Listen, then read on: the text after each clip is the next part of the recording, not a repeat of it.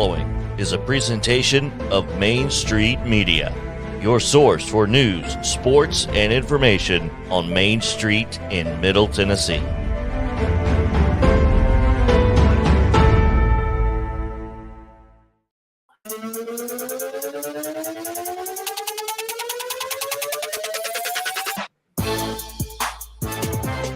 Welcome into a Wednesday edition of Main Street Sports Today, presented by Mid-Tennessee Bone and Joint. Chris Yao alongside Mo Patton, and it is a beautiful day outside, as you can see behind me. It really is pretty, though. What a beautiful day. It's going to be mid-70s and sunny all day long. It's just too bad that we don't have any outdoor sports to cover today, Mo. Yeah, it really is. You know, we talked about this last Friday, the first weekend of the state playoffs, and how nice the weather was and how we didn't think it was going to last, but it certainly has to this point. And I don't know what it's supposed to do. Well, it's supposed to get a little cooler by the end of the week. High of 68 on Friday, but so whatever that means for Friday night is what that means. But yeah, you know, we'd take this for sure. No question. No question. It's a good day. It's Women Wednesday again, Mo. Not only is it wild and wacky, but we get to talk to two of our favorite women in sports, and that is Teresa Walker and Heather Williams. Heather's going to join us at 3 o'clock Central, 4 o'clock her time, and talk a little NASCAR as the season ended on Sunday. Unfortunately, didn't quite get the result that we were hoping for, but not a bad showing from our friends at Trackhouse Racing. But we'll talk about that. We'll also, I don't know how much Heather can get into it, but I do want to get her thoughts on the news that it appears that NASCAR's Cup race will be coming back to the Nashville Fairgrounds at least every other year, starting very soon, according to our friend Joe Williams at the Williamson Herald. Yeah, we may need to reach out to our local racing expert on this. Yeah, I'm looking forward to talking about that at some point in the near future once that's approved. And we'll also, Teresa's a bevy of knowledge, so who knows what we'll talk to you about with her. I'm probably sure everything. We'll probably talk a little Titans, and we may talk a little Peretz as well. So, do we have to? Oh, dear. No, we don't have to. We certainly we might don't have to mention John Morant's technical foul, though. plenty of cool stuff to talk to. Again, she covers it all, so she's got a ton of knowledge. Whatever we get into, you're going to learn something just like we will. We've also got college football playoff reactions. They'll be coming your way here very shortly as we react to not just the top four, but the rest of the rankings. And yeah, we may need to react to number 5 a little bit. Well, yeah. We'll talk about the TSSAA. They put out the initial region and district alignments yesterday. And so if you're wondering where your favorite high school team may end up playing in the next 2 years, we can help you. We'll go through all of those as well. So plenty to get to on this show. We've got a lot to get to first, so we might as well jump right in with some results and schedule on today's rundown. This is the rundown. In NHL action on Tuesday night, the Preds continued their road trip and continued to struggle with a 5-1 loss at the Seattle Kraken. College football action last night, Eastern Michigan with a 34-28 win over Akron. Ohio downed Miami of Ohio 37-21, and it was Toledo 28, Ball State 21. Also in Ohio in women's basketball action, University of Tennessee blew a 8-point halftime lead and fell 87-75 at Ohio State. That was number 5 Tennessee, number 14 Ohio State. The Lady Buckeyes getting the win. In NBA action tonight at 7 o'clock on Bally Sports Southeast, you can catch the Grizzlies there in San Antonio to take on the Spurs. Women's basketball tonight at Curb Event Center. You can check out the Belmont Lady Bruins ahead of our conversation with their head coach tomorrow. So I guess we'll get some immediate reaction from that as as they're coming off a game tonight against Chattanooga. That's a 6:30 tip on ESPN Plus. In junior college action tonight, Southwest Tennessee is at Vol State, and that's a 6:30 tip. And Columbia State is over in Jackson, taking on Jackson State at 6:30. Men's basketball action tonight. Lipscomb goes to South Dakota. That's a 7 o'clock start on ESPN Plus. In junior college action tonight, Columbia State is at Jackson State. That's going to start after the women's game, about 8:30. And also at Vol State, the Pioneers will take on Southwest Tennessee at about 8:30. College football action tonight. More action. Northern Illinois at Western Michigan. That's a 6 o'clock kick on ESPNU. Also at 6 o'clock on ESPN2, Buffalo is at Central Michigan, and at 6 o'clock on CBS Sports Network, Kent State is at Bowling Green. That is your rundown.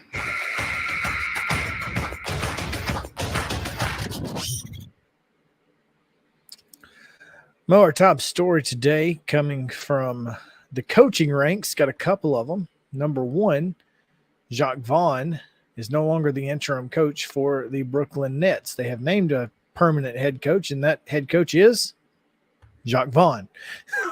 Meet the new boss, same as the old boss. That's right.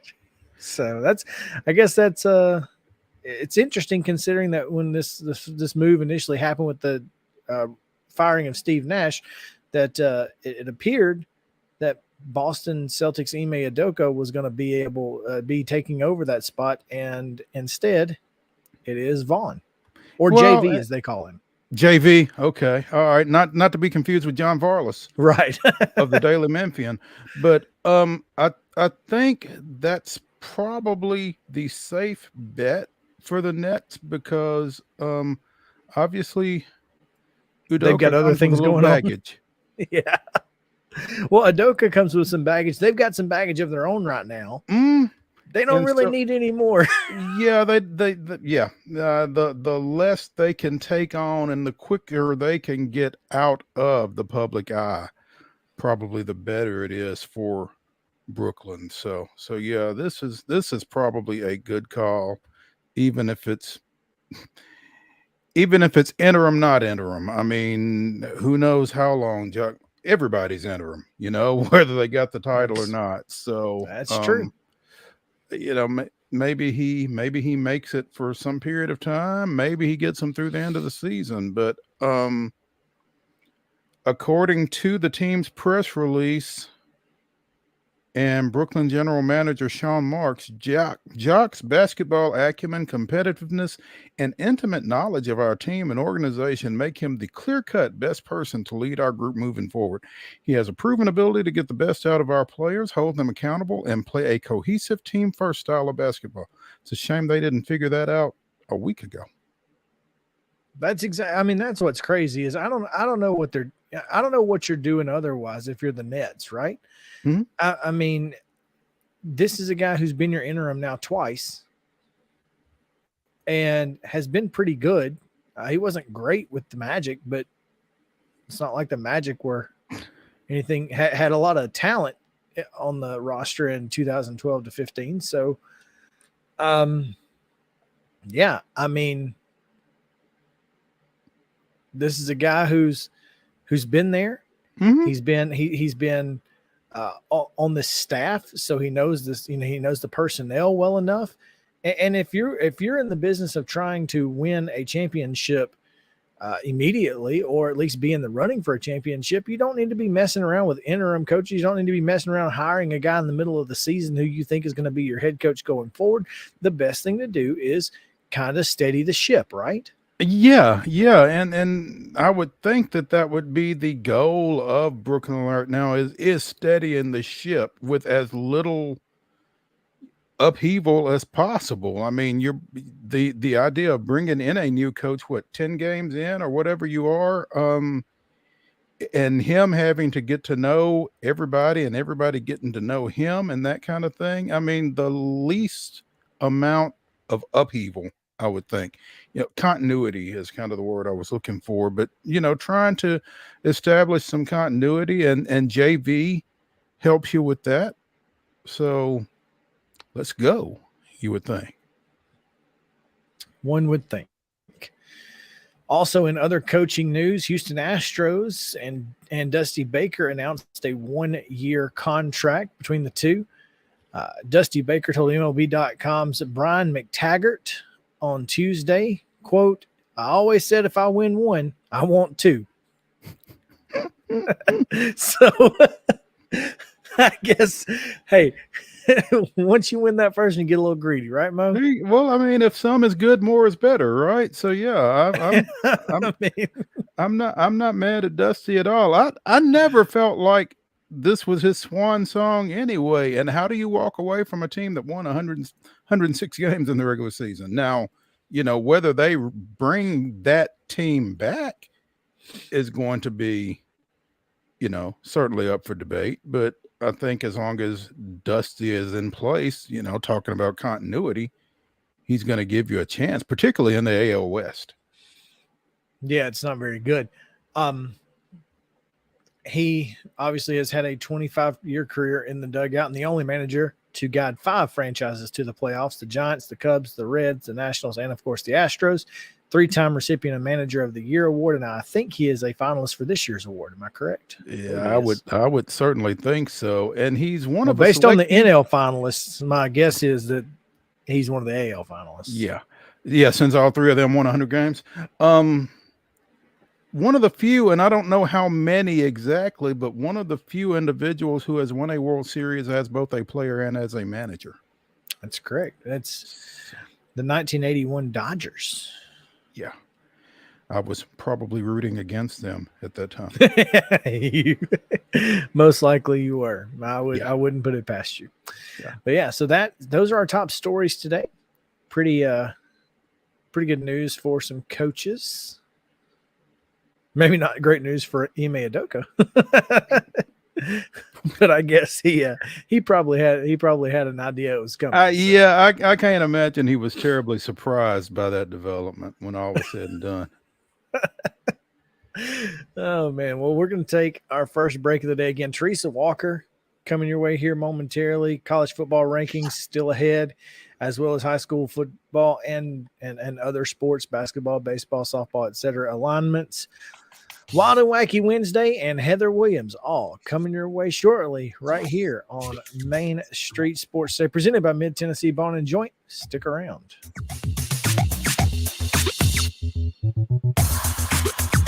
Mid-Tennessee Bone and Joint treats your orthopedic injuries and existing conditions. Our trained physicians will get you back in the game faster. Contact us at 931-381-2663 or www.mtbj.net.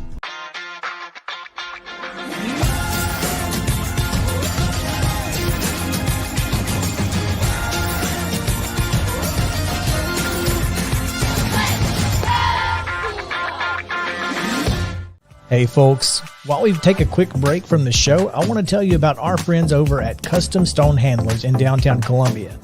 Ed Rich and his team at Custom Stone Handlers believe in leadership. And outside of the military, our greatest leader building platform is sports. Custom Stone Handlers proudly encourages young people to get in the game.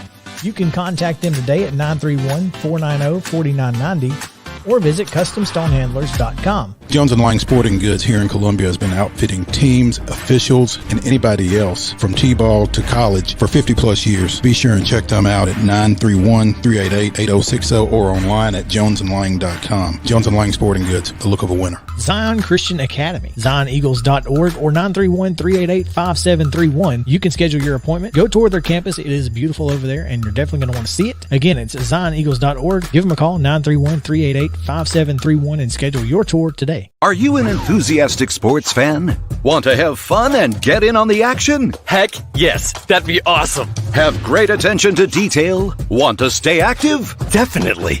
Want to give back to the student athletes in your community? Obviously, yes. Then you'd make an excellent high school sports official. We need more officials in Tennessee. Because with no high school officials, there are no high school sports. Sign up today at highschoolofficials.com. Mid-Tennessee Bone and Joint has been the official sports medicine provider for Murray County Schools for more than 40 years. We specialize in orthopedic injuries, and our Ortho Quick walk-in service lets you bypass the ER. Visit us online at www.mtbj.net.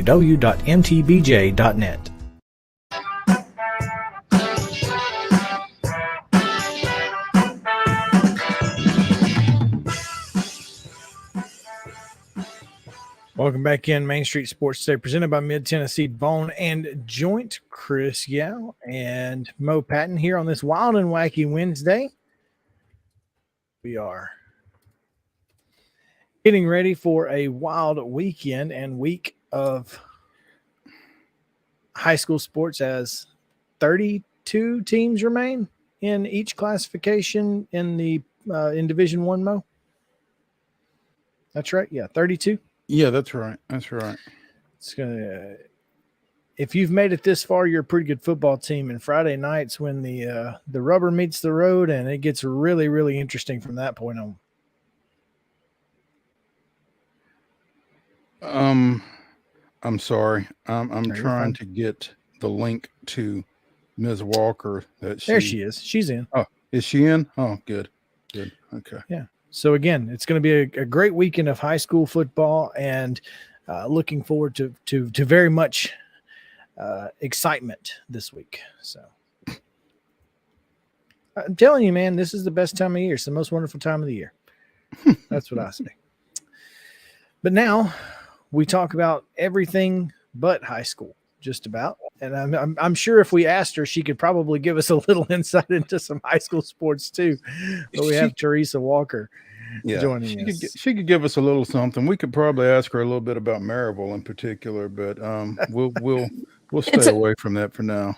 That's a painful subject this year. The Maryville Rebels have lost a couple of games so we won't go down that path. Okay. A couple of games. Listen to her. They're upset over losing a couple of games over in Maryville. It may be 3, so it is very painful.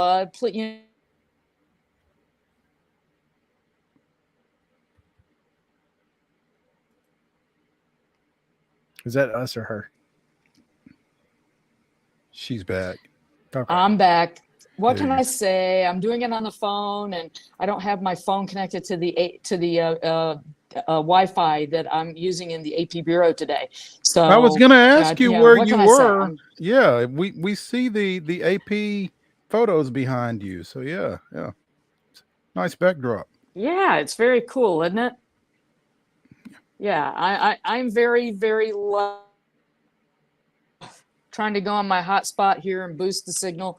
We'll see if we can get you guys going better, okay? That'll work. And in the meantime, we can. Yeah, we got you. You good? Good deal. Okay. TERESA, news out of St. Okay, great. News out of St. Thomas Sports Park. Traylon Burks is trending upward, I guess.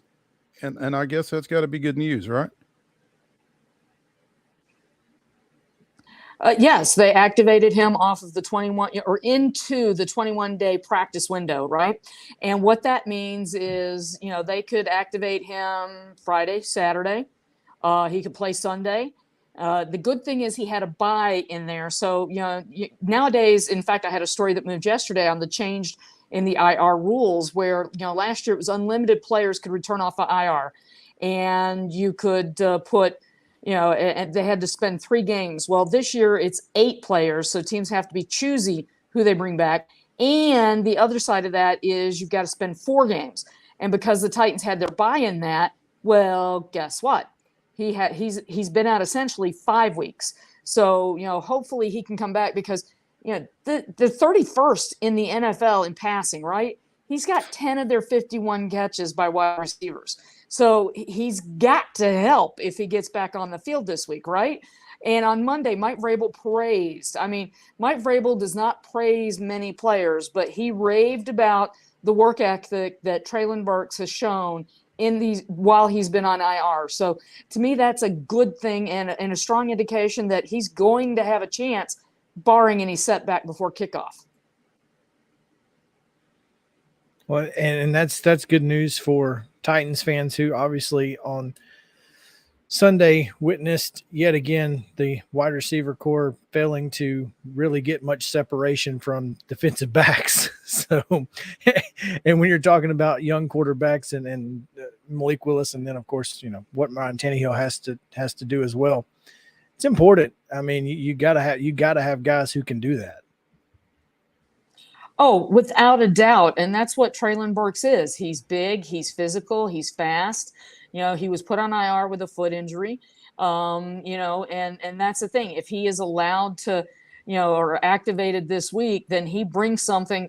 No offense. There's a reason why, and I know it's easy to focus on the trade of, AJ Brown to Philadelphia with the season that he's having. And he chimed in when they pointed out how much the Titans wide receivers have struggled on Sunday night. He was chiming in on social media.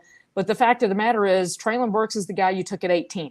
You don't, they can talk about Cody Hollister being a great blocker in the run game, but the guy that they need, the guy that they want helping catch passes is wearing number 16, not 8. And, you get Traylon Burks out there, that might help Robert Woods have a little bit more room to work as well, because everybody knows what he can do. And he is a starter. And no offense, Nick Westbrook-Akine, but, people actually have been talking about, how bad the receivers have been. And it was really egregious on Sunday night when Malik Willis, God bless him, rookie making his second start in a row on the road.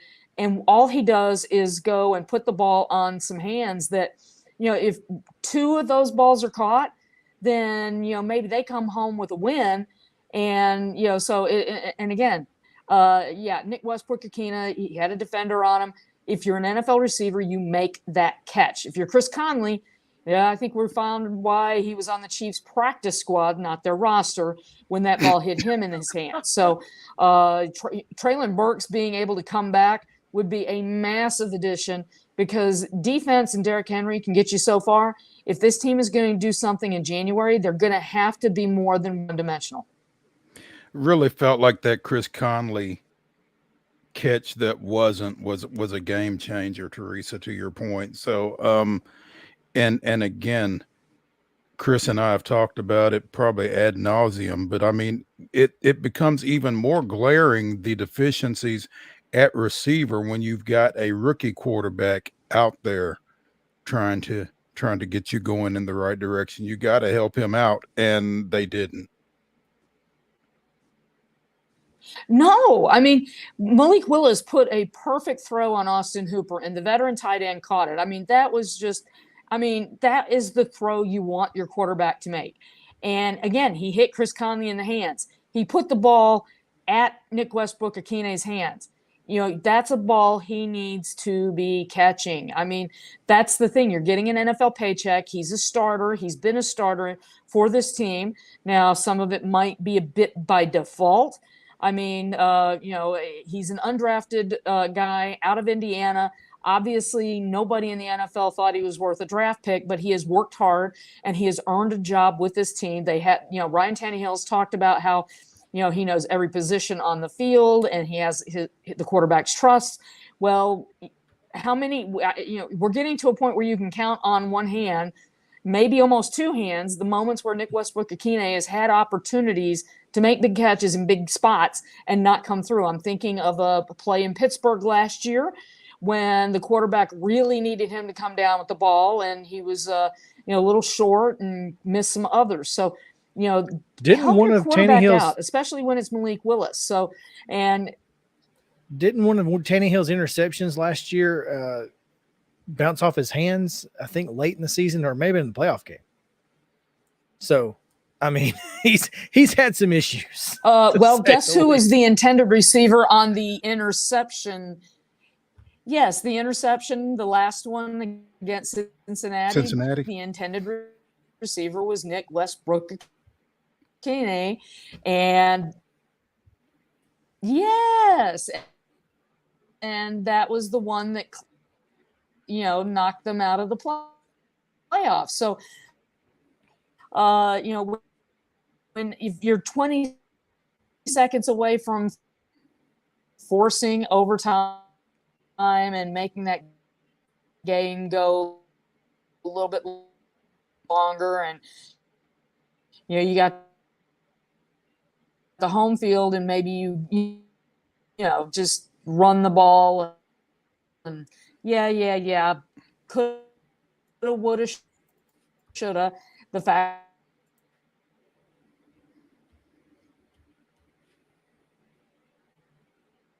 of the matter is they need better play from their wide receivers in mass. But is Ryan Tannehill this week? And second half of the season, where they've got 5 of their 9 games are at home. This is one of them. They need to start making some hay.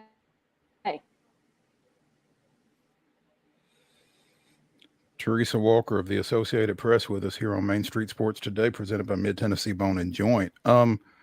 Teresa, as we continue to talk about Malik Willis, what's the prognosis on Ryan Tannehill at this point? I mean, obviously it's Wednesday. Vrabel isn't going to tell us anything, but can you figure anything out? Do you expect him for Denver Sunday? Well, I can't say anything of what I might have seen in the open portion of practice until 2:30. That's when practice ends. Ryan Tannehill talked to us.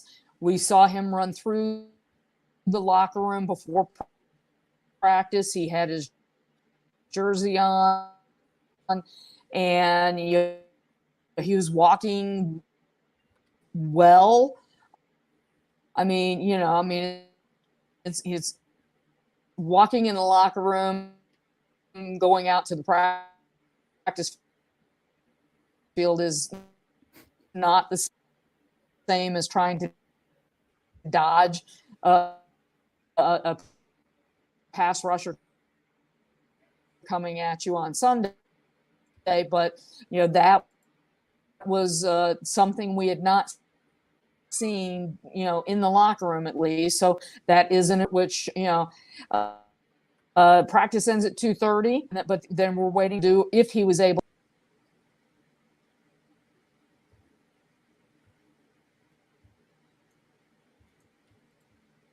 Yeah.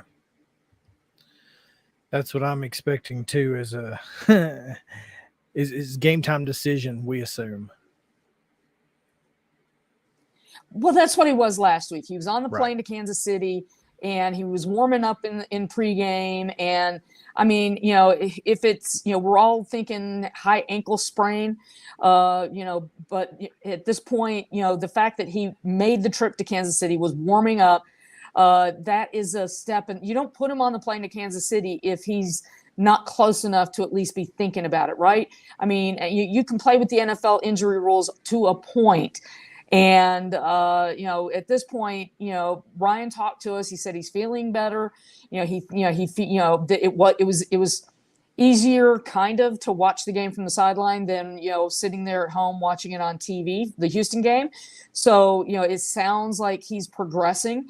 He told us again today that this is something he's going to have to deal with for a bit. It's, so there's going to be some improvement to a point, but it's going to be something that he's going to have to be able to deal with, and mobility and the ability to hand off, move around, slide in the pocket is going to be key for a guy who his nickname is Tanny Wheels.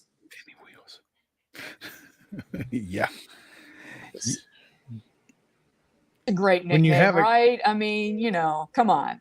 When you have a quarterback who can make plays with his legs, you should use him, whether his name be Willis or Tanny.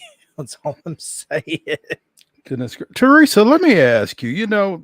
We saw all over Twitter, I guess on Monday, in the aftermath of Frank Reich's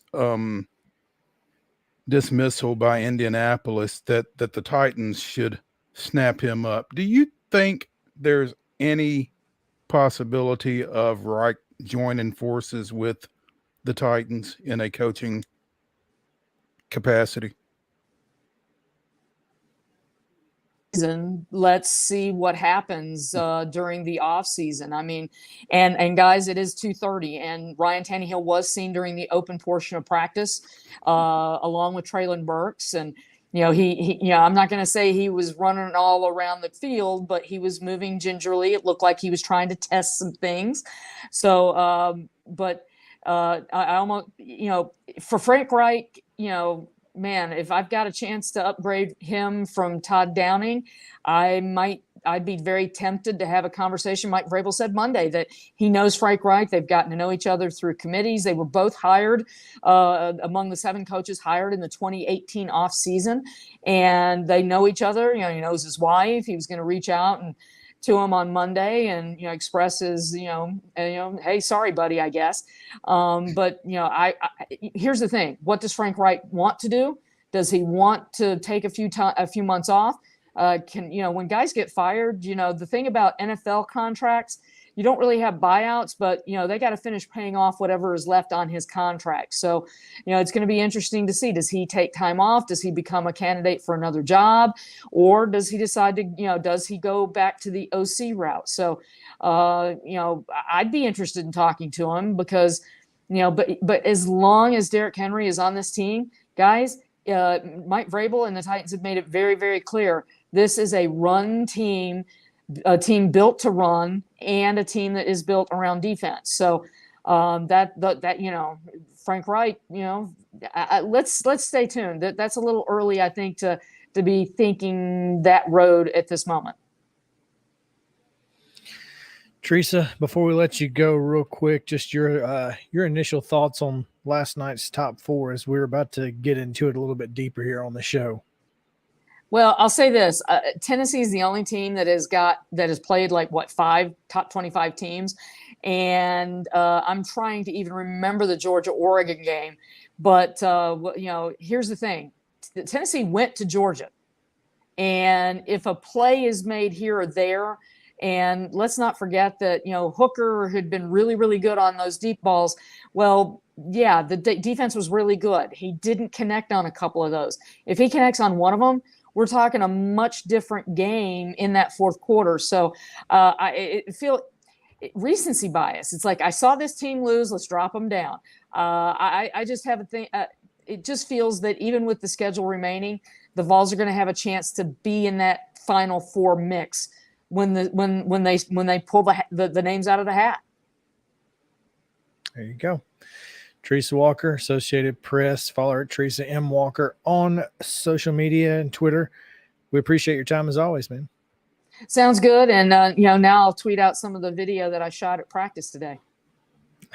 Make sure to go follow her so you can see it. All right. We're going to take a quick break here. When we come back, college football playoff thoughts and much more right here on Main Street Sports Today, presented by Mid-Tennessee Bone & Joint. Stick around.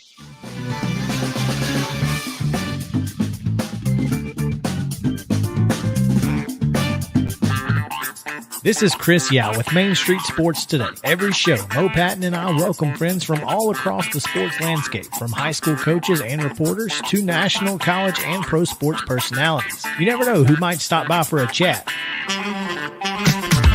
AP Tennessee sports editor, 3-time Tennessee Sports Writer of the Year 2020 TSSAA Hall of Famer. She covers the Titans, the Predators, the Grizzlies, college football, and hoops. Please make welcome Teresa Walker. Former University of Tennessee, former Team USA Olympian, ex-Cy Young Award winner, R.A. Dickey. R.A., did I miss anything? Man, that was sweet.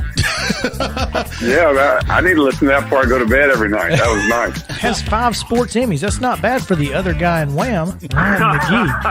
The other guy in Wham married the best-looking girl, Bananarama, so the other guy in Wham had a pretty good life. From preps to pros, we're taking on the sports topics you care about. Tune in across Main Street Media social platforms at 2 p.m. or on demand on your podcast distribution platform of choice.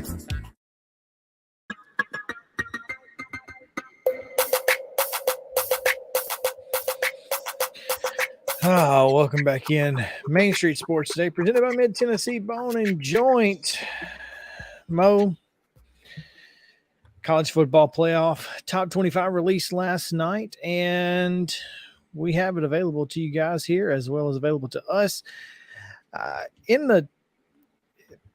that first column over there, or I guess the last column on the right, with 19 to 25, I thought it was very interesting that Florida State and Kentucky made their way into into the rankings, Florida State specifically, they've played 3 top 25 teams this year, lost to all 3 of them in a row. And I'm not sure if it's more that they, maybe dominated Miami or whatever it was, but it just kind of seems odd that LSU's in the top 10, so Florida State makes its way and creeps into the top 25. Well, and I think it goes back to what you've been saying all along, that win over LSU to open the season. Apparently somebody felt like, well, if LSU is this high and Florida State beat them, then they've got to be in here somewhere. It's just interesting to me. I thought, okay, well, and I think you kind of have to help. You got to help bolster LSU's resume somewhere. Their 2 losses are, to Tennessee and to now Florida State. Of course, they've got a win over number 11 Ole Miss. But I just thought that was interesting. And number 9 Kentucky Alabama. Too. Well, yeah. But and Kentucky too. I mean, I think that helps Tennessee when you look at and I try to tell people this all the time. You can say they've got 5 top 25 wins. Tennessee does not have 5 top 25 wins. Right now they have 3 because the College Football Playoff Committee could not care less about anybody else's rankings but theirs. They don't care what you think. And so now Tennessee has a win over number 7, number 9, and number 24. And I think if you don't think this committee is playing long game chess at times, you're not paying attention over the last 8 years. Well, you're not paying attention over the last 8 years, and you're not paying attention this week because they have set this thing up for Tennessee to come back in. Mm-hmm. Absolutely, they have. There's no question by putting about Ohio State and Michigan in at 2 and 3, knowing that they play each other, and neither of them. Which, granted, I think Notre Dame being at 20 helps Ohio State quite a bit. But I don't think it helps them overcome a loss to Michigan. Correct. But Michigan losing to Ohio State, it's dunzo, no drama necessary. Right. And TCU goes to Austin this weekend, goes to Baylor the following weekend.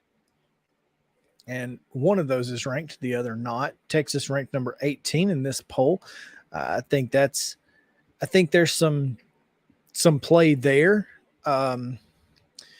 Kansas TCU was losing 28-10 to Kansas State. Okay. Kansas State's starting quarterback and backup quarterback both got hurt in that game. TCU comes back and wins 38-28. That's their only top 25 win, was against a third string quarterback after they were getting just drubbed by Adrian Martinez. Mm-hmm. So I find it interesting that TCU went from 7 to 4, and that's their only top 25 win. Undefeated TCU. Undefeated TCU. I don't have a problem with TCU being number 4. Okay. I'm just going to throw that out there. Mm-hmm. What I have a problem with is the consistency or lack thereof of this committee's thought process. And that's completely and totally understandable. You can't tell me that last week and this week are not completely different rankings. I mean, Michigan went from 5 to 3, which I mean, that happens, especially when 1 and 4 lose. Yeah. 5 to 3 is kind of natural, but 7 to 4 doesn't really make a whole lot of sense in my opinion. Yeah. What did TCU necessarily do to go from 7 to 4? And I mean, well, I don't think beating Texas Tech by 10 at TCU explains that. Clearly, this committee does not watch any games before halftime, because Rutgers was beating Michigan and TCU was down to Texas Tech at halftime. Both of them had to come back in the second half to win. Now, obviously, Michigan came back and won rather easily, and TCU won by 10 again at home. But it is interesting. And I think that is one of the more unique talking points and things we're going to have to really, we as, talking heads, literally on this screen, are going to be talking about, because this is just fodder for us. Yeah. Because it is this we're doing it for attention kind of thing? Because I don't think the college football playoff rankings need to do anything for attention. They're going to get attention no matter what, right? You would think. Now, that being said, let me ask you this, because I don't know where you were getting ready to go, but I want to ask you this. Where is the cutoff between teams that have that have a viable path to the Final Four and teams that don't? And that's kind of what I was thinking. Technically, though, I guess 12 right now, UCLA, but UCLA would just be an addendum to that top 8, because UCLA can play its way in. So the top 8 and UCLA. Yes. Because Alabama's out. Alabama's done. Clemson's out. Unless everything in the world goes wrong for everybody ahead of them. Yes. Ole Miss is out because they can't get to Atlanta. And how unfortunate is that necessarily for Ole Miss? They're sitting there, going, man, that, especially if they win this week. What does winning this week do for them, though? They're beating a 2-loss Alabama team, right? I'm just saying, well, I mean, it keeps them at 1 loss for the end of the year, and you're just kind of frustrated at the end of the year, because then you're in a New Year's 6 conversation with if Tennessee doesn't get into the top 4, you don't get into the New Year's 6 probably because of Tennessee, and that's unfortunate for you. And didn't get a chance to play them. Yeah, and didn't get a chance to play the 2 teams. So it's like, man, that's kind of frustrating if you're an Ole Miss fan. And again, it's not always how many you lose; it's who you lose them to. If you're LSU and Ole Miss. So, but again, as we've said at times about Tennessee this season, I think Ole Miss kind of has to objectively feel the same way. I mean, the fact that they are not in contention for the CFP, doesn't really take away from what they've been able to accomplish at this point. They're having a heck of a season. No, they're having a great season, and coupled with last year's New Year's 6, appearance, you got to feel pretty good if you are Ole Miss, and you got to feel pretty good if you're Lane Kiffin. And that's why Lane Kiffin's not going anywhere. Why in the world would you leave a place you've gone to potentially 2 New Year's 6 bowls to go to Auburn? Not happening. Don't care how much money they throw at me. But, as we talk about this committee's inconsistency, we talk about TCU, Oregon sitting at 6, USC at 8, and UCLA at 12. I had this conversation on Twitter yesterday. I quote tweeted a guy who asked a question. The question was, how much sense does it make that USC sits at 8 and UCLA at 12 when UCLA has a win over the team that beat USC? UCLA has 2 top 25 wins. USC has 0, and USC's yards per play defense is 118th in the country.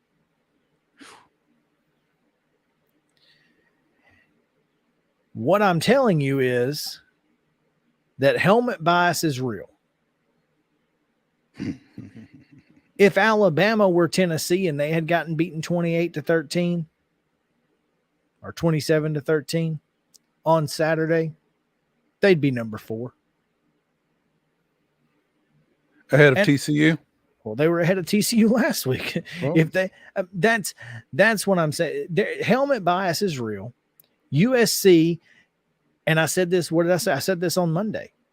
The best chance the Pac-12 has is USC. Period. UCLA has 3,000 fans at their games. They almost lost to South Alabama. They're not going to be in the top 10 unless they beat both Oregon and USC. Even with everything that you just mentioned. Correct. Because helmet bias matters. The name on the front of the jersey matters in the CFP. And that's part of the human element that you get with a committee. And I'm not saying that I hate it. I think it's unfortunate for some teams. But I also think that more times than not, you get the 4 best teams versus the 4 best computer ranked teams. Because eye test does matter.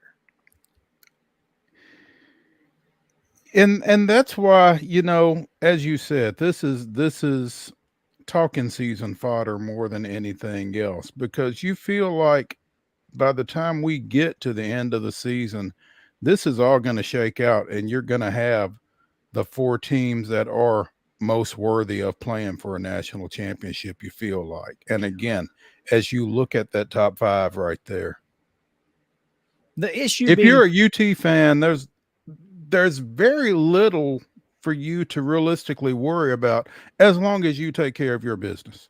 Well, the Pac-12 is a problem because those 3, the Oregon, USC, UCLA, all play each other.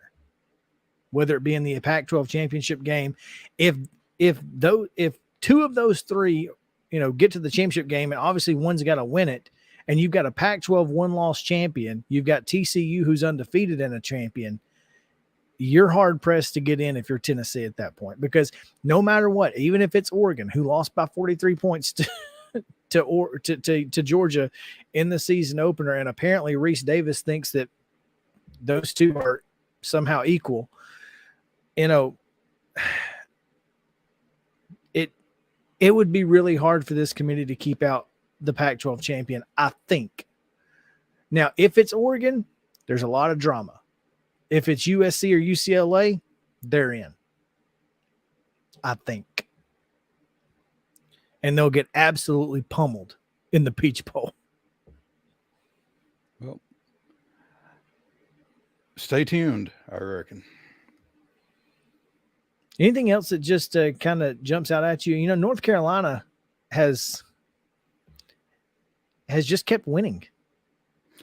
And ditto for you, for Tulane. I'm loving seeing Tulane at number 17 out of the AAC. I just think that's if this were 2 years from now, they'd be in the playoff. and here's the thing about that. And I think they've got UCF this week. It's a top 25 matchup.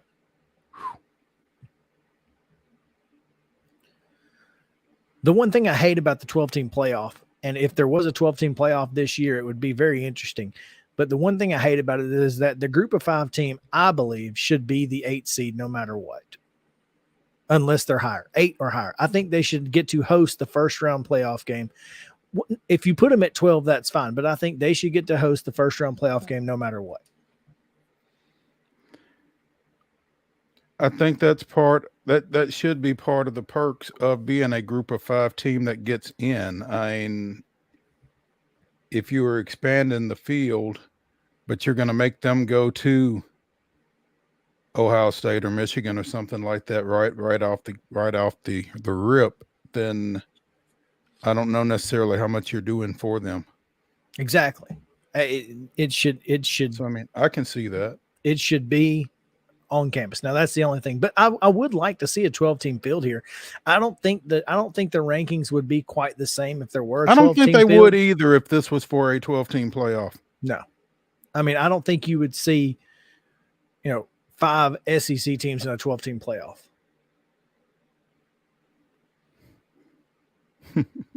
Despite how all 5 of them right now probably deserve to be in it. Right. Yeah, that's the thing. No matter how deserving all 5 may be, I don't think you would see 5. Yeah.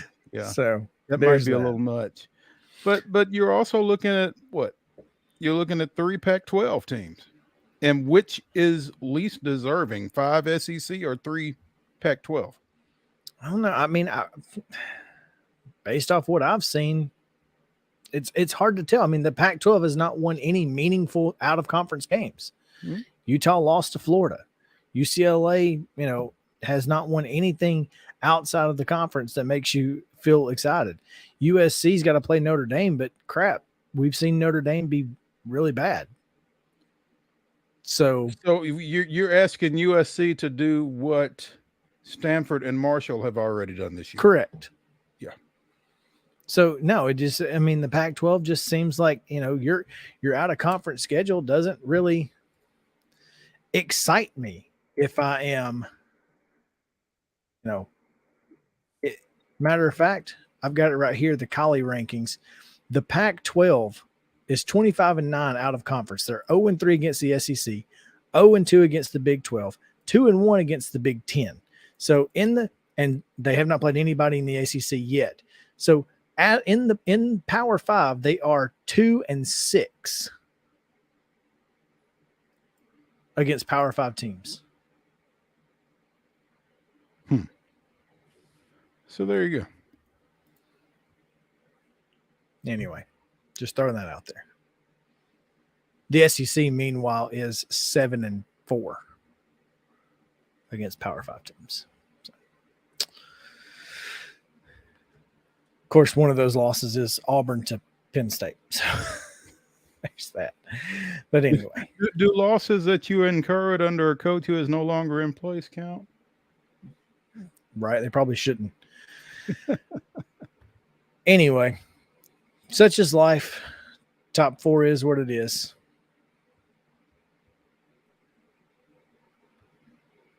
Tennessee's probably getting in. I don't think TCU goes undefeated. Mm-hmm. I think Tennessee probably gets in. And I also think that the Pac-12 champion is going to get in. That's it. I think you're looking at Georgia. One of those unless they lose to LSU, and I don't think they are. So I think you're looking at Georgia. You're looking at Ohio State, Michigan, one of them. You're looking at Tennessee, and you're looking at the Pac-12 champ. In that order. Yeah. It'll be in that order, which would I hope it's Oregon. I hope Oregon has to come back to the Georgia Dome. Oh, God. To play Georgia. Your season started here, and it ended here. Congratulations. Yeah, I don't know how you can really twist that around for it to be anything else. Because you're not going to have Georgia and Tennessee play each other. No, that's it. It's that order. You're 100%. You and Oregon.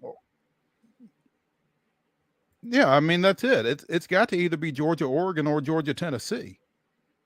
Because Georgia and Ohio and that Ohio State, Michigan winner are going to be 1-2. Yep. That's it. Wow.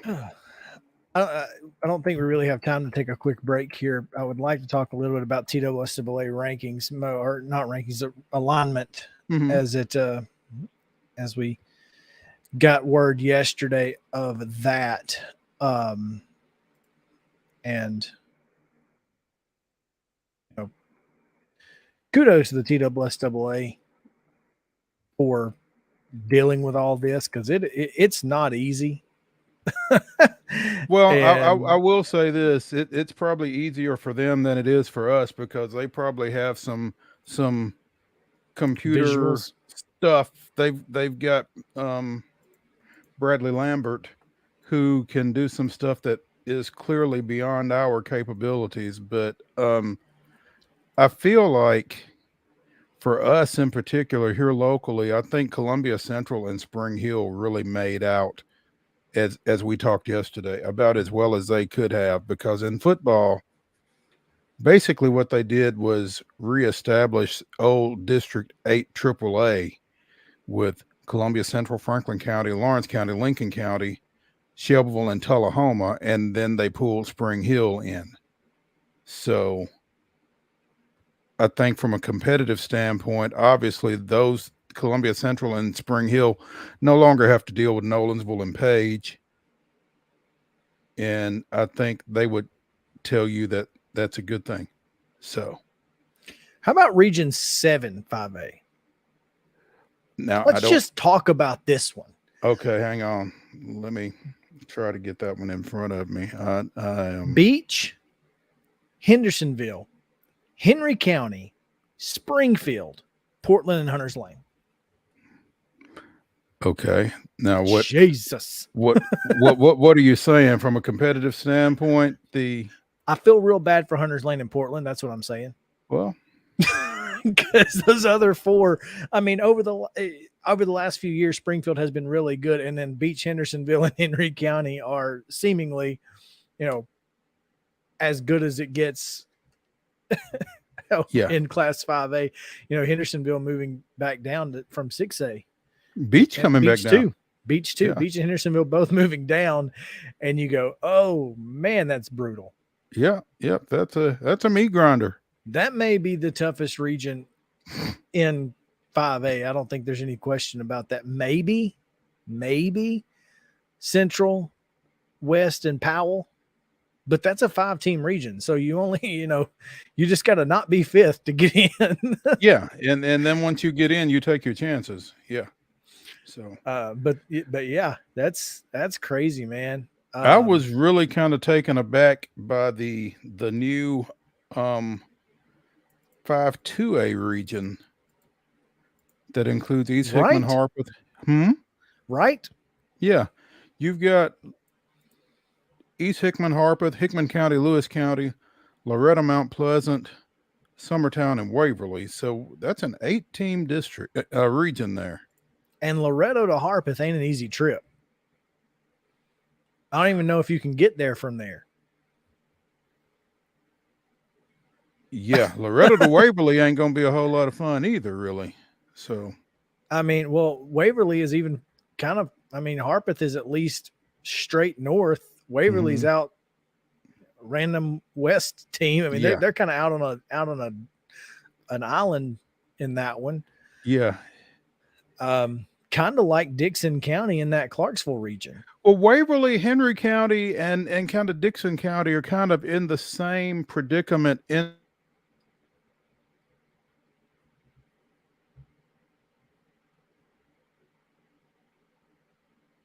and Henry County have both kind of had the same problem in that they have played across the river, as they like to say, the Tennessee River that delineates West Tennessee from Middle Tennessee. Waverly, being in Humphreys County on this side of the river, has played west on occasions. Obviously, Henry County, being on the west side of the Tennessee River, has played east and is doing so again this time. They've typically played into Clarksville, but they're kind of up there in no man's land in terms of size. There's nobody else close to them that is their size. So well, and the other side of that, that playoff bracket, Region 6 is also an 8-team region with Adamsville, Camden, Riverside, Huntingdon, Milan, Peabody, Jackson, Central Mary.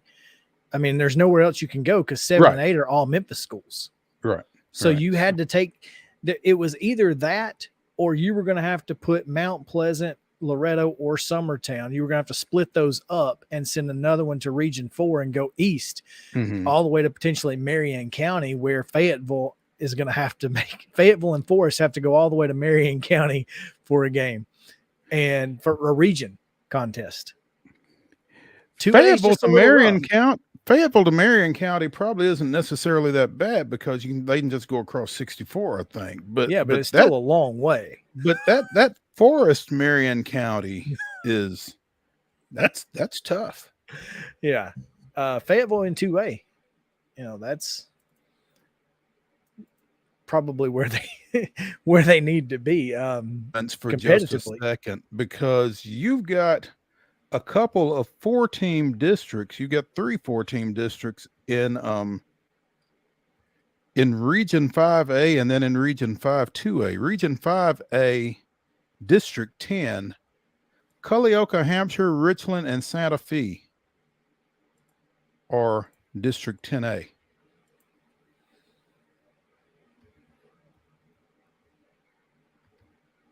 So everybody goes to the region. The Murray County district there. Congrats, y'all. All of y'all are going to district. In 5-2A, District 9 is Cannon County, Cascade Forest, and Community. District 10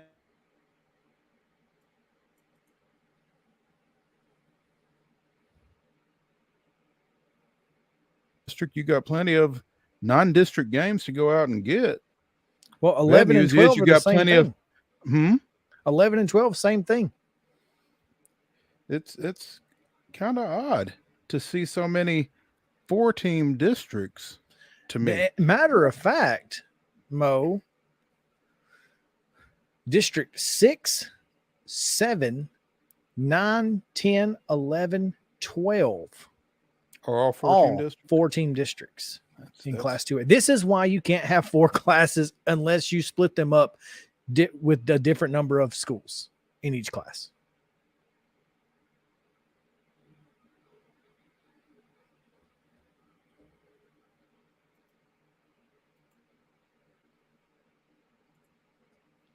Justin, did I lose him or did he lose me? You're good. I think we're having a little bit of connection issues with Mo. Issues with Mo? Okay. Can you hear me?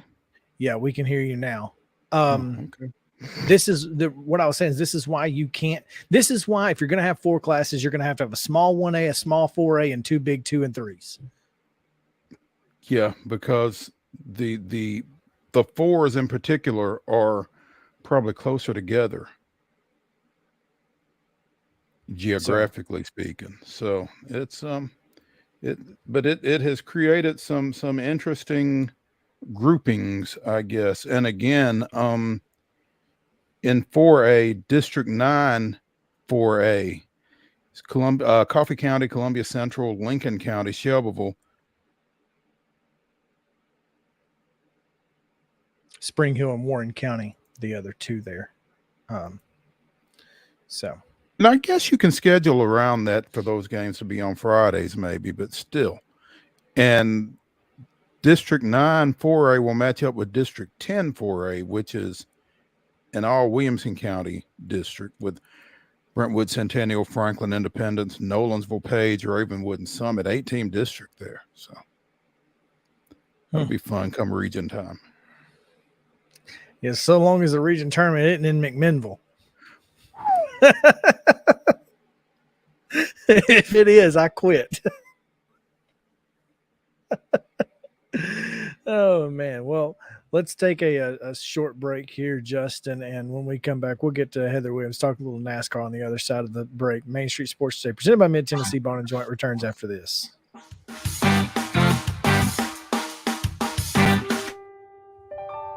This holiday season, the largest lantern event in the country returns to Nashville Zoo. After sunset, come see more than 1,000 Chinese lanterns. All new designs including mythical beasts, a fantastical North Pole village, even a dragon soaring over your head. Welcome back to Zoo Illumination at Nashville Zoo. Bigger, brighter, and better than ever. Mid-Tennessee Bone and Joint treats your orthopedic injuries and existing conditions. Our trained physicians will get you back in the game faster. Contact us at 931-381-2663 or www.mtbj.net.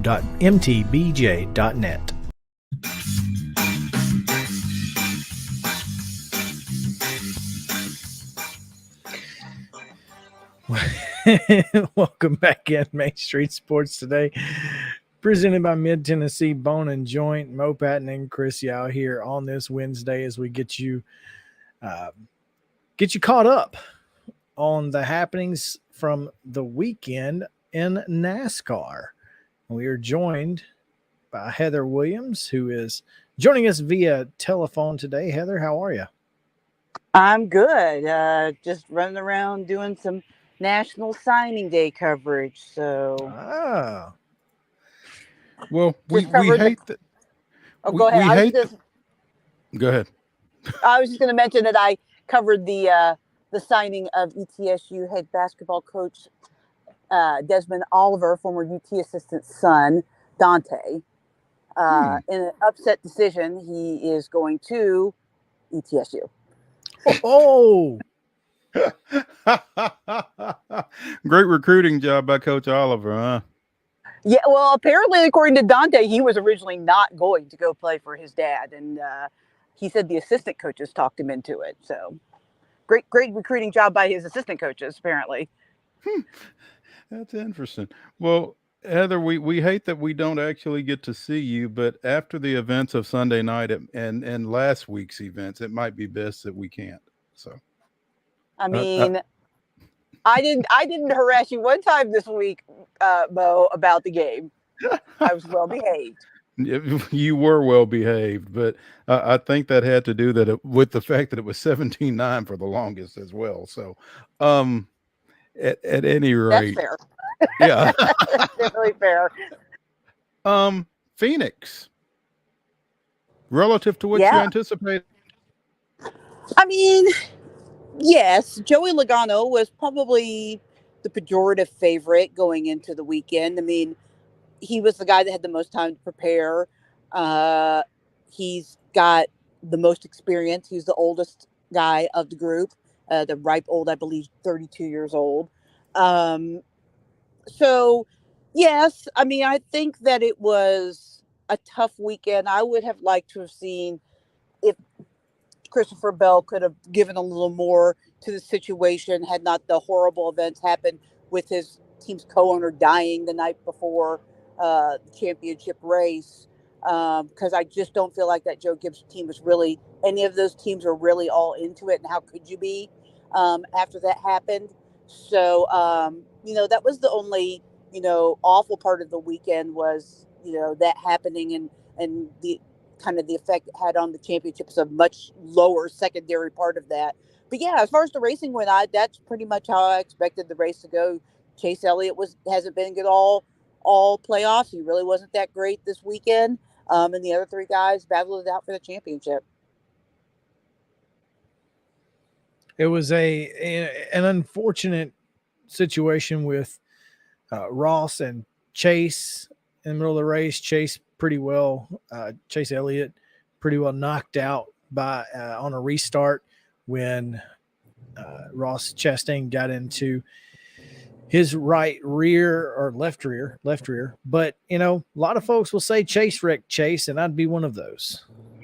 Yeah, I mean, I think so. I think Chase was pushing because, as I mentioned, he hasn't run that well. I don't think that the Chase Elliott that showed up to Nashville and that team and the way they were running feels that part in that early in the race that he has to make that move, right? I think they're running with more confidence. He probably feels like he could chase people down, that he doesn't have to get a bunch of spots on the restart. But because they haven't run well, he pushed the issue because he felt like that was his only chance to get a win. And, that's what happens sometimes. I don't think that Chase really did anything wrong. He did what he had to do. Just didn't work out for him. Now, it really didn't matter, but the cold hard truth is that the guy who won the race on Sunday should not have won the race. His teammate sat behind him and was going to play blocker had Ross Chastain had any opportunity to get close. But that's kind of the world we live in NASCAR in this championship race, isn't it? Maybe, but I don't know if I believe that. I mean, I don't know that Ross was in the position to be able to chase those two down.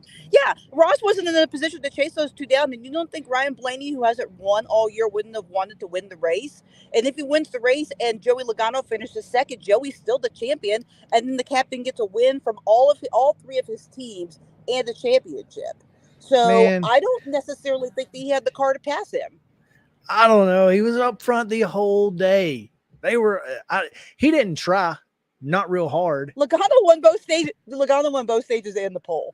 I know. I'm just saying he didn't try real hard. I don't see it. If Ross was a little bit closer and really had a chance to run those two down, then maybe I might understand that argument. But I just can't believe for a second that Ryan Blaney didn't want to get a win, and that the captain didn't want him to get a win for everything that means for that team, especially when, as far as Joey Logano's concerned, first and second pay exactly the same. I don't know. It just felt like the last 4 laps of that race were pretty ho hum, and it may have just been because Joey was that much better, but I don't know. I mean, I might, like I said, I might be able to bite if Ross was faster and was running them down, and or Blaney had won one of the stages or sat on the pole or at some point shown that he had a superior car to Logano. But I didn't see that all race. All right. I mean, that's my opinion. I respect yours. You're not the only person I've heard say that. So, outside of the championship 4 that were in the race, Phoenix just didn't really feel like it had a lot of excitement. And well, the short tracks have struggled all year, right? And that was going to be my question is that with this next gen car, is that going to be a point of discussion going forward of, where they finish the season? Oh, I don't know. They're not going to change the schedule, but there's going to be a huge emphasis on improving this next gen car on the short tracks. They already started it. They had some testing over the summer and made some changes to the car prior to Martinsville. And it has improved. The short track races have gotten marginally better in the second half of the season. But there's been all sorts of talk, including maybe even going back to having a slightly different car for the short tracks, which, by the way, completely washes out the reason to have this next gen car, because it's supposed to be a car you can run on all different types of tracks. But they're going to have to do something, and they know that, and they've been making some movement towards trying to improve the short track programs. They definitely want to end this, and Phoenix isn't an all the way short track. It's not Bristol, it's not Martinsville, but it's a shorter track, and that's what the fans really like. And I think that NASCAR really wants to end on that sort of track because it's the most popular types of tracks that they go to.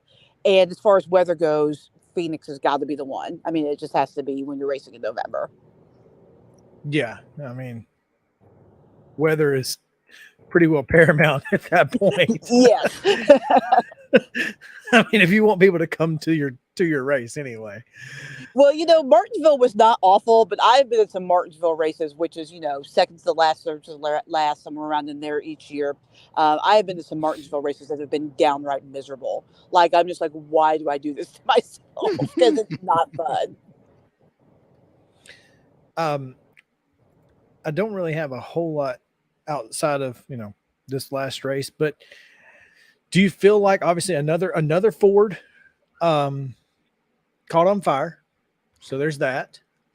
What does that mean for this for this next gen car?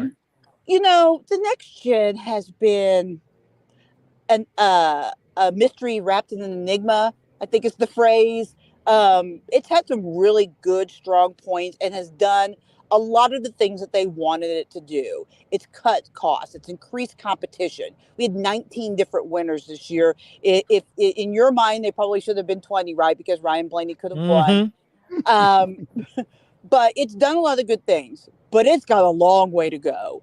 Safety, as far as the hits, which they're looking into, the fires, competition level and finding more consistency. It was basically, as far as competition goes, the exact opposite of the Gen 6 car, where that it put on great shows on the intermediate tracks and the road courses and terrible shows on the short tracks. So they've got to find a little balance in it as far as that goes. It's going to be a busy off season for R&D for NASCAR to try to get these cars, because they have a very small window to do that, because teams have already started prepping for next year. And ordering parts and inventory and that kind of thing. So they're going to have to figure that out probably within the next month or two to start getting ready for the Clash and then Daytona. And I think NASCAR, next year is their 75th anniversary. So they really want to get all this behind them, because the last thing they want to do in the middle of this year-long celebration is deal with this kind of stuff. So they're going to be working really hard to try to get the next gen up to speed. I don't know if there's enough time to do it, but we'll see. We will, in fact. Before we let you go, Heather, there was a meeting held last night. I'm dealing with the WASP I keep turning around because I want to make sure it's like not coming after me. It came after me yesterday. There was a meeting held yesterday in Nashville in which a contract and lease was proposed to the city. And it certainly appears that it's just about a done deal that Speedway Motorsports is going to be taking over the Nashville Fairgrounds. And included in that lease is every other year, at least, a NASCAR Cup race at the Nashville Fairgrounds. Yeah, it's super exciting. And, Speedway Motorsports also owns Nashville. So I think their thought process, the big track in Nashville, the super speedway. Right. So I think their thought process is that they can't secure a separate date for the fairgrounds, which I think would be their preferred, is to have 2 dates in Nashville. But if they can't, then they will probably rotate the races back and forth between the fairgrounds and the speedway, which I would like to see Nashville get 2 dates. I think that Nashville deserves 2 dates. They certainly support the sport about as well as any large market that the sport goes to. And I love the fairgrounds. I would like to see them race every year. But it's exciting. It's exciting, not just for Nashville, but for the NASCAR community. I mean, when you talk to the drivers, you cannot find a driver that does not love coming to Nashville to race, that does not love the idea of racing at the fairgrounds. And so the fact that this is actually going to happen now is amazing for the sport. When you've now added Nashville, you've now added North Wilkesboro back into the fold, you're now giving fans, I mean, NASCAR fans love to complain, but I just don't know how you could complain about how the schedule's working out, because you're getting something for the new fans, for the F1 kind of wine and cheese group in the Chicago street race. And then you're getting the old school stuff for the old fans that sit around and say, get off my lawn, I want to go back to North Wilkesboro. Well, guess what? We're back, baby. We're back at North Wilkesboro. So you're getting something for everybody, and it's amazing. I mean, we give NASCAR a lot of guff about the way things go sometimes. And honestly, you've worked in professional sports. I've worked in professional sports for a long time. NASCAR is one of the easier sports to work around when it comes to access, when it comes to, just all sorts of different stuff for the fans, for the media. And so I have to give them kudos here, because they've worked really hard to get this balance of what everybody's asking for in a schedule. And with the addition of the fairgrounds, I mean, they have to hit another home run. I certainly agree with you 100%.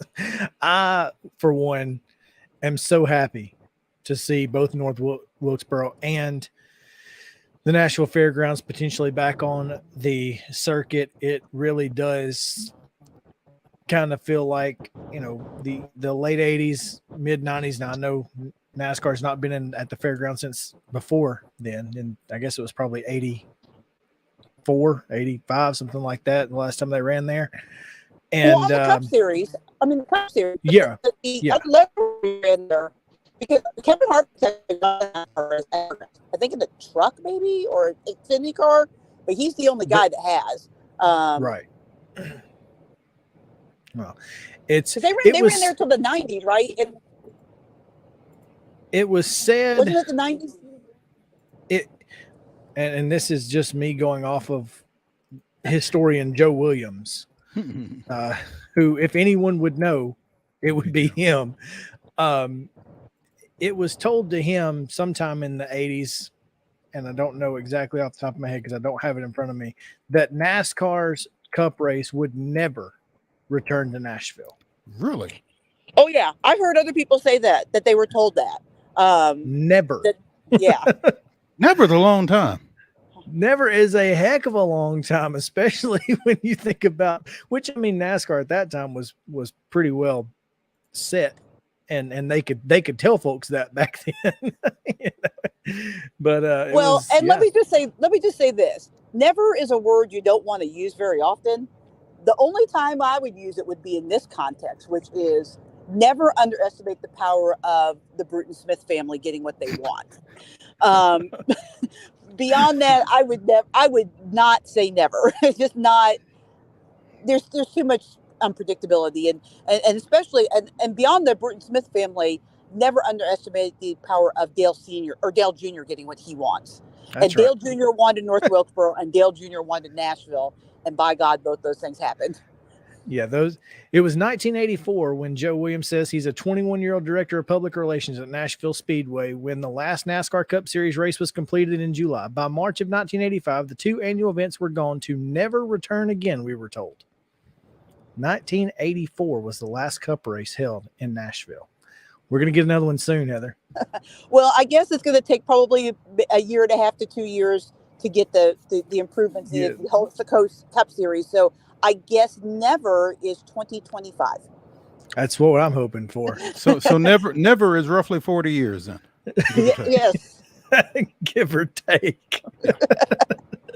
Heather, enjoy your trip around East Tennessee covering those high school kids. We appreciate you doing that. We know what it's like and what it means to those kids, and we appreciate your time. We will talk to you very soon. Yeah, always great to talk to you guys. All right.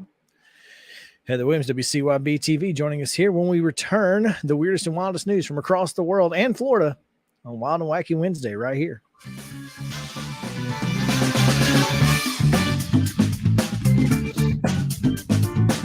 Mid-Tennessee Bone and Joint treats your orthopedic injuries and existing conditions. Our trained physicians will get you back in the game faster.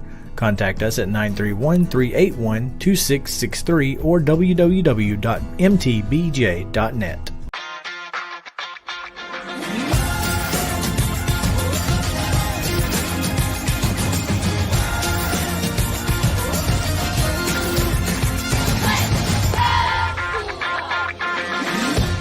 Hey folks, while we take a quick break from the show, I want to tell you about our friends over at Custom Stone Handlers in downtown Columbia.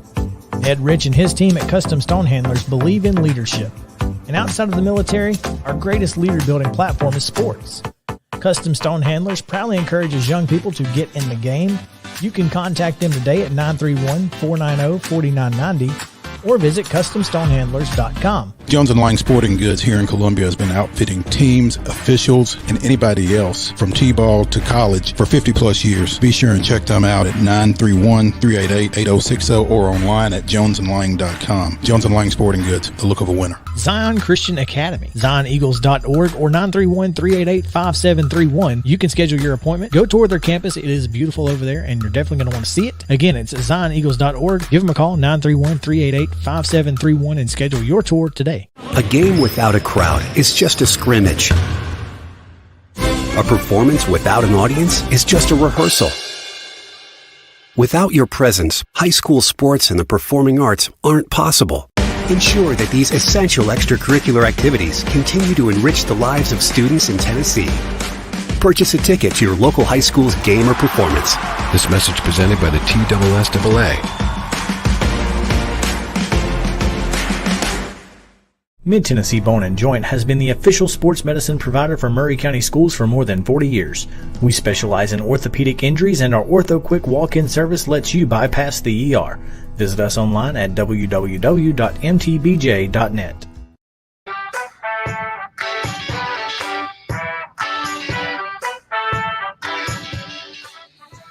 Welcome back in Main Street Sports Today, presented by Mid-Tennessee Bone and Joint. Time now for the weirdest and wildest news from across the world. It is wild and wacky news. Mo, guess where we start? I can't imagine. A 39-year-old St. Petersburg man. That's not St. Petersburg. That's not St. Petersburg, Russia, is it? We started in South Florida. Yeah. Okay. Right? Yeah. Ish. South Florida. I mean, it's definitely South Florida, because there's a whole university there that's called that. University of South Florida, yeah. I mean, it must be South Florida. Definitely not they would West know. Florida. Yeah. A 39-year-old St. Petersburg man was arrested last week for allegedly making fraudulent requests for tax refunds to the IRS and using the money to lay low. That's right. He laid low after collecting $6.2 million. No, $6.3 million. Oh, that's right. And the next day, well, he bought a $2 million mansion and about 6 luxury cars. It's one way to lay low. Come on, man. 6 Mercedes-Benz vehicles with a total value of $843,269.32. And, of course, a 6,500 square foot waterfront mansion in St. Petersburg. That for draws no $2.6 attention. million. No. I mean, I don't know what are we doing here now? Come on, dude. I mean, you've done it. You have gamed the system. Congratulations. Leave. Yeah. Leave. Ellie, do you know what leave means? Go. Take your money and go. Yes. Go on, take the money and run. I mean, Steve Miller did a whole song about it. Oh, what were you thinking, dude? Wouldn't. He submitted 5 claims for tax refunds between August 2019 and February 2020. In total, those claims exceeded $170 million. He falsified his income and withholdings in each of the claims. Now, here's the thing. You got to have a really good CPA in order to do that. Or you are a really good CPA. I mean, you either got to be one or you got to know one. And this is because this is impressive. They cut him a $6.3 million check, Mo. Yeah. The IRS. There's you would never find me again. You'd have to look awfully damn hard. I'm not going to be wherever I was. I mean, Jesus, what are we doing, Matthew? Come on, man. Anyway, yeah, Matthew, not as smart as he was to get $6.3 million from the government, he wasn't smart enough. Not smart enough to leave. You catch me in. I would say poor Matthew, but no. One, he's not poor, Matthew, but he's a dumb Matthew. No, yeah. Well, he is now. Well, he wasn't for a second. Good point. So this next story comes from SF Gate, which I thought was not going to be I didn't think this was going to be a Florida man. Turns out it is, in fact, a Florida man. Can't get away from him. The news just went nationwide. What's that? The San Francisco Chronicle? I don't know what sfgate.com is necessarily, but yeah. How about this? TSA going through some luggage, a little bit of a foul smell, literally. Found some raw chicken inside of luggage at the airport. Oh. First of all, that's your first mistake. The second mistake was stuffing a gun inside the raw chicken. I heard about this. Yep, they tried to smuggle the gun through TSA inside of a raw chicken. But here's the thing: that's the problem. Is you've opened yourself up to the TSA here because it's raw chicken. It smells. That's almost wanting to get caught. It really is. You just people are crazy, man. People are crazy. So don't smuggle your guns in raw chicken. And if you get 6.3 mil from the government, get out. Go somewhere else. Anywhere else. You got 6.3 mil. That's it.